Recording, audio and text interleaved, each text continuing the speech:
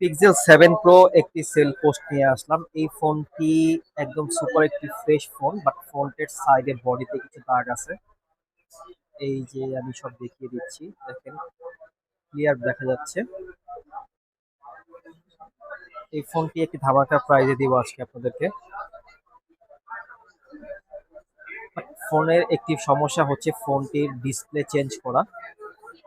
Display change করা হলো, ফোনটির খুব ভালো মানের ডিসপ্লে লাগানো আছে, মার্কেটে সব থেকে ভালো মানের ডিসপ্লে লাগানো, যেটিতে আপনার ফিঙ্গারপ্রিন্ট স্মুথলি কাজ করে এবং ফেস লক দুটোই কাজ করে।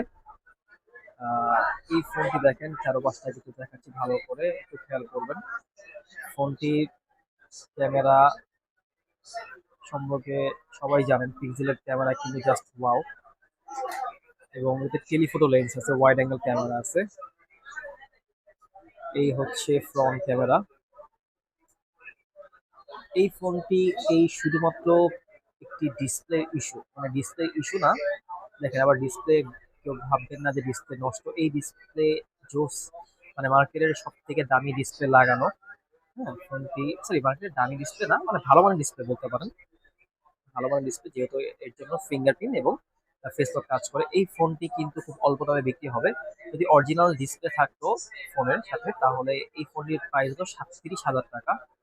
কিন্তু যেহেতু এই ফোনের ডিসপ্লেটি চেঞ্জ, তার জন্য মাত্র আমরা 23,000 টাকায় ফোনটি সেল দিয়ে দিব। ইমার্জেন্সি সেল দেওয়া হবে ফোনটি।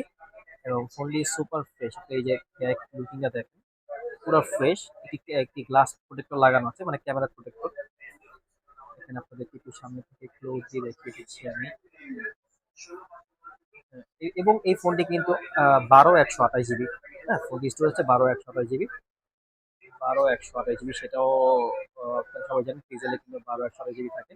তো ফোনটি 120 হার্টজের ডিসপ্লে রিফ্রেশ রেট। ঠিক আছে, ধন্যবাদ সবাইকে, আসসালামু আলাইকুম।